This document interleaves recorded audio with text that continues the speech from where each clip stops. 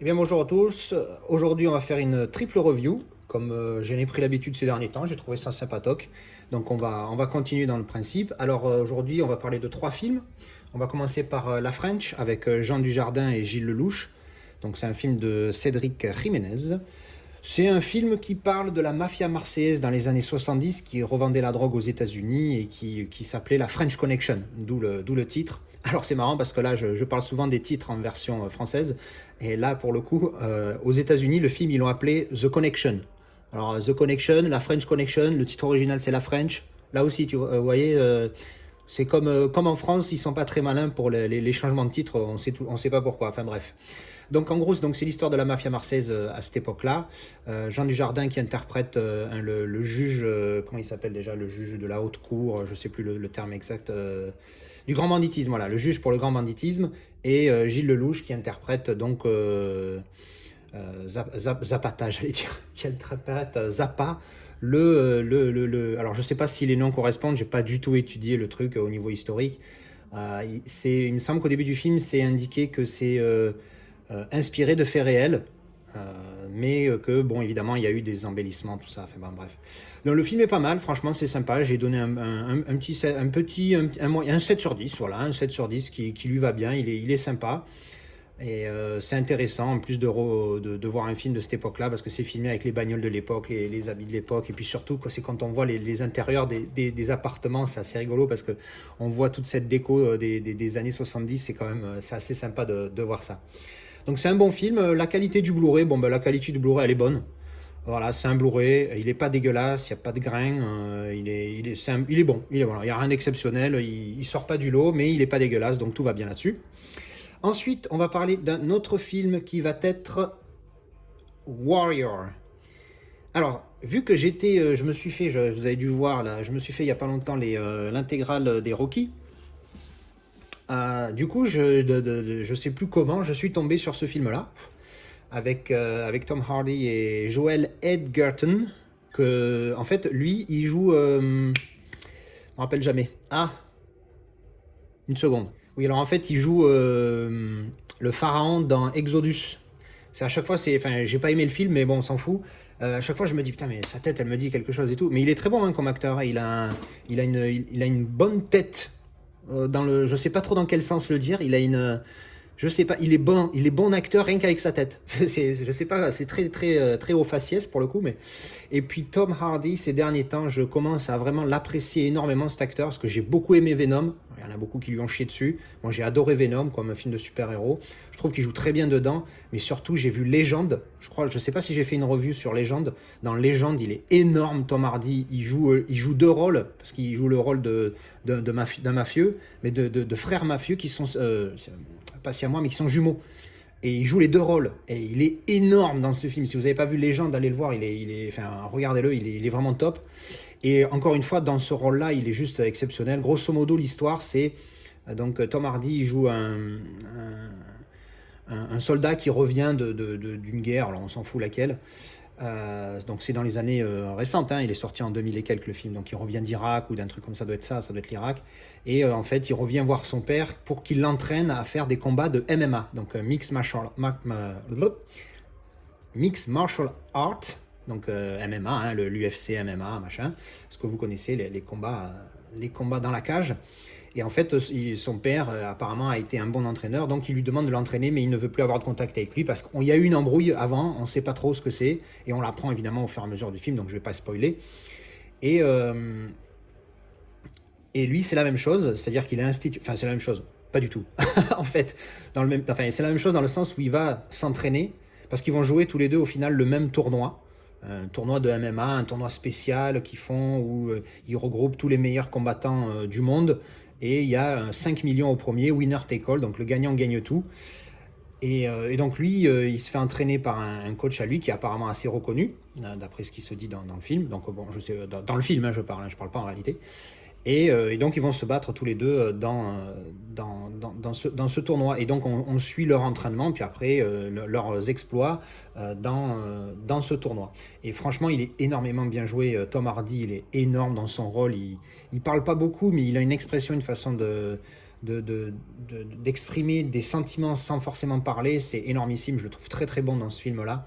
Donc un très bon film de MMA, j'ai donné 8 sur 10. Pour moi, 8 sur 10, c'est une très bonne note. Et puis Joel Edgerton aussi, il joue vraiment bien dans ce film-là. Donc c'est vraiment un bon film que je recommande si vous aimez les films. Alors bon, c'est pas trop de la boxe, c'est du MMA, mais voilà, ça reste dans la trempe. Donc voilà pour ce film. Alors, pour parler du Blu-ray lui-même, au niveau de qualité Blu-ray. Alors, autant il y a certains angles, il est correct, il est bon, sans être excellent, mais sans être dégueulasse, il est bon. Autant il y a certains angles, donc filmer avec une autre caméra ou je sais pas quoi, mais il y a un grain. Oh là là là là là là là, c'est dégueulasse. C'est juste, il y a des fois c'est horrible. Tu dis mais c'est pas possible, il est en train de neiger sur ma télé, qu'est-ce qui se passe? Il y a certains angles, ils sont vraiment pas beaux avec un grain vraiment moche et bref. Mais bon, ça passe parce que le film est tellement bon qu'on n'y fait pas gaffe. Donc voilà, Warrior que je recommande fortement. Et enfin, on va finir par le dernier et celui-là, parce que là j'ai déjà mis les jaquettes, vous savez comment je range mes films. J'ai déjà rangé mes jaquettes et le disque dans la boîte. Donc là, je vous ai mis ça, c'est aussi bien. Par contre, pour le dernier, j'ai encore la boîte. Et celui-ci, c'est Midsommar.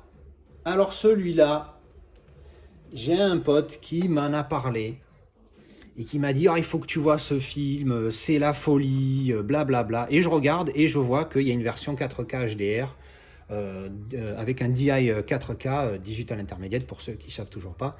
Et je me dis bon allez, on va essayer de le trouver. Introuvable, il existe sur Amazon FR, il n'existe même pas. Il y a la version Director's Cut en Blu-ray, mais le 4K n'existe pas. Donc j'ai cherché, et puis sur Price Minister, il y a un gars qui vendait celui-ci. Donc c'est la version italienne, c'est pour ça. Alors le titre original, c'est Midsommar tout court. Et là en italien, Il Villaggio dei Dannati. Donc je pense que c'est le village des damnés peut-être. Je ne parle pas du tout italien. Mais bon, il y a la version, donc il y a la version anglaise que j'ai regardée évidemment. La version originale, c'est la version anglaise. Et donc, il y a la version italienne, et malheureusement, il n'y a que les sous-titres en italien. Alors, ça a été un peu chiant parce que ça se passe en Suède, et par moments, il y a des dialogues en suédois, alors il y en a très peu, mais du coup, je me suis frappé les sous-titres en italien sur ces moments-là, et j'ai essayé avec un mot ou deux de comprendre ce qui se passait, mais je l'ai regardé en même temps qu'un pote qui le regardait lui chez lui, qui lui est américain, donc après, il m'a expliqué, grosso modo, j'ai pas raté grand-chose. Bref, alors, je vais d'abord parler de la qualité du 4K avant de parler du film. La qualité du 4K, elle est magnifique. C'est pas une référence pour moi, parce que je pense que Jimmy Nyman, certainement Miss Peregrine, que je vais checker bientôt en 4K, il sera pas aussi bien, et 1917 aussi pour moi, donc c'est ces trois-là qui sont mes références. Il n'est pas à ce niveau-là, mais il est très propre. Il n'y a pas de Dolby Vision, il n'y a que du HDR10. Ou HDR tout court d'ailleurs, je sais plus. Bref, il est bon, il est très très bon, c'est net, les couleurs ressortent bien, il n'y a aucun problème. En plus, le format d'image est en 2.0.1, donc c'est-à-dire qu'au lieu du 2.35, vous avez des barres noires plus petites. Donc ça, c'est pas mal déjà. Donc ça prend pas tout l'écran, mais c'est jamais que rien. Donc très bonne qualité tout au long du film, ça, il n'y a rien à dire. Ça a été DI 4K, Master 4K, enfin tout ce que tu veux, il est top. Il est vraiment bon. Au niveau qualité du film, c'est bon. Au niveau du son, bon, il n'y a pas grand-chose qui se passe dans ce film pour parler du son. Puis comme vous le savez peut-être déjà, mon équipement sonore, c'est que du 5.1 Dolby Digital, donc je ne suis pas trop une référence pour parler du son. Par contre, niveau image, là, on peut y aller. Et c'est du bon, il n'y a pas de problème. Alors le film, ce film que mon pote me vendait comme une folie, il est génial, il est machin, il est tout ce que tu veux. Eh bien, figurez-vous que je lui ai donné la note de 1 sur 10. Eh oui, vous avez bien entendu, ce film soi-disant exceptionnel, je lui ai donné juste 1 sur 10. Tout simplement parce que ce film, c'est de la merde. Alors bon, évidemment, c'est mon avis. C'est très subjectif. Objectivement parlant, la seule chose que je vais relever de bon dans ce film, c'est que les acteurs sont forts. Et ça, il n'y a pas à tortiller du cul. Hein. Ils sont très bons. Les acteurs jouent très bien leur rôle. C'est exceptionnel. Je vais, pour dépeindre un petit peu le sujet, je vais vous parler l'histoire. Grosso modo, qu'est-ce que c'est? Alors, c'est des potes qui vont en vacances en Suède. Alors, c'est un groupe d'Américains et ils ont un étudiant suédois avec eux. Et cet étudiant suédois-là les invite en Suède pour passer des vacances et il les invite dans dans un village où on apprend après que c'est un culte. Attention, je spoil pas, hein, il n'y a aucun spoil là-dedans. Donc c'est un culte et au final on se rend compte qu'ils font des trucs un peu bizarres quand même, ils sont un petit peu perchés ces gens-là. Et on apprend au début du film aussi, on voit que c'est un groupe d'amis, donc ils sont 4 mecs, et il y a un des gars qui est en couple avec une nana.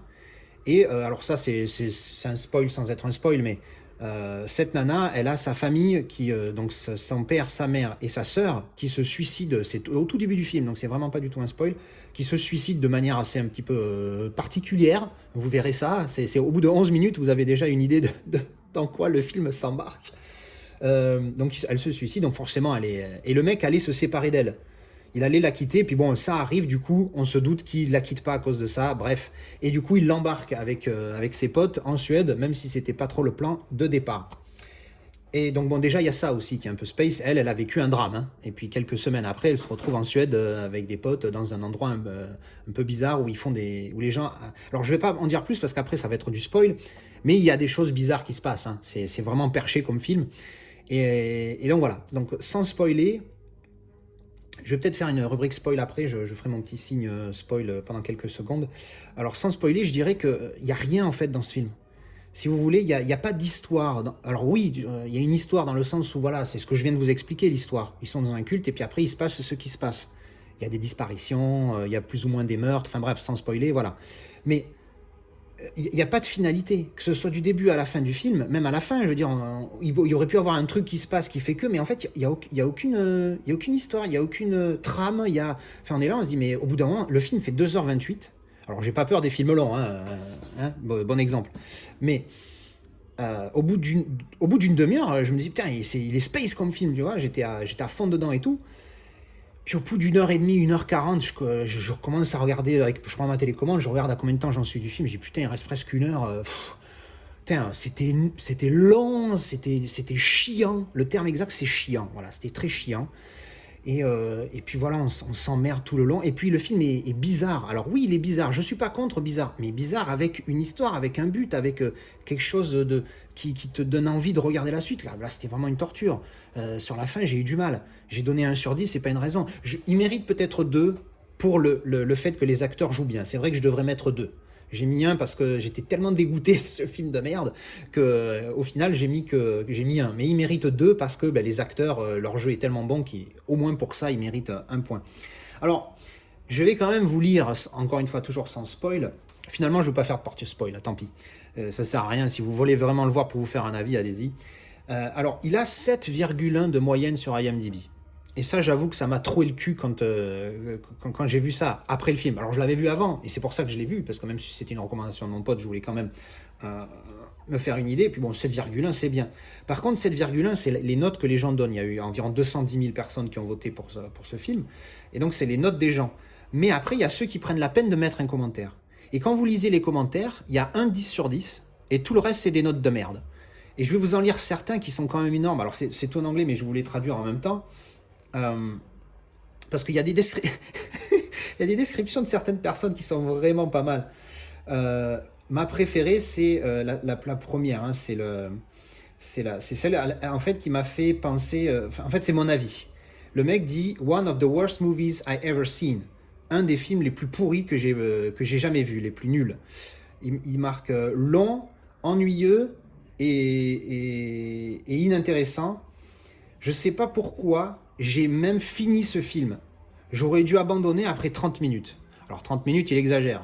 Peut-être 45 ou 1 heure. Mais après, si vous lisez tous les commentaires derrière, c'est du 1 sur 10 partout. Il y en a bizarre et horrible, mais horrible dans le sens nul. Comment ce film peut être noté aussi haut en moyenne? Terrible. Il y en a un qui marque boring and sick. Sick, ça veut dire malade, mais ça veut dire aussi dégoûtant, en fait, d'une certaine manière. Alors, mais après, encore une fois, moi, ça me gêne pas que ça peut être dégoûtant, mais il faut qu'il y ait quelque chose qui t'accroche. Là, c'était vraiment... Et alors, ma préférée, c'est 1 heure dans ce film, et les gens dans la salle, parce qu'apparemment, c'est quelqu'un qui l'a vu au cinéma, les gens dans la salle commençaient à se marcher dessus pour pouvoir sortir de la salle. Embarrassant. Enfin, moi, je trouve ça énorme comme commentaire parce que c'est pour montrer. Bon, je pense pas que ça soit vraiment passé comme ça, mais le mec, il était. Enfin, c'est pour vous dire à quel point ce film, en fait, c'est une merde. Bon, allez, c'est mon opinion. Je devrais pas dire c'est de la merde, je devrais dire je n'aime pas. Hein, tout le monde me sort le blabla, mais il faut arrêter les conneries. Quand on est entre nous, quand on sait ce que ça veut dire. Quand on dit c'est de la merde, c'est ce qu'on veut dire, grosso modo. Moi, je trouve que c'est nul, franchement. Le jeu d'acteur est très bon pour le film que c'est, il joue le rôle. Mais l'histoire, elle est bidon. Donc franchement, perdez pas votre temps.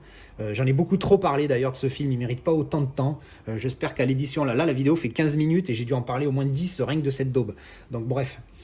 Mais bon, voilà, j'aime bien faire des vidéos sur des purs chefs-d'œuvre. Et j'aime bien aussi de temps en temps, alors je sais pas si j'en avais déjà fait, mais sur des grosses bouses. Et je pense que celle-là en est une. Même si, encore une fois, apparemment les gens ont aimé. Donc bon, écoutez, faites-vous un avis. Moi, je suis OK pour le débat. Après, comme je vous ai dit, c'est à 80-90% subjectif un avis sur un film. Mais bon, voilà. Donc ça, c'est mon avis sur Midsommar. Et bien voilà, donc j'ai fini cette vidéo. J'ai une livraison qui devra arriver aujourd'hui et 2-3 autres qui devraient arriver bientôt. J'ai profité de promotions sur Amazon au Royaume-Uni. Et on fera ça dès que je reçois. Je ferai d'autres vidéos là-dessus. En tout cas, merci d'avoir regardé celle-ci et à bientôt. Et ma Lilou, elle est toujours là pendant les vidéos. Elle ne s'arrête jamais de ronfler.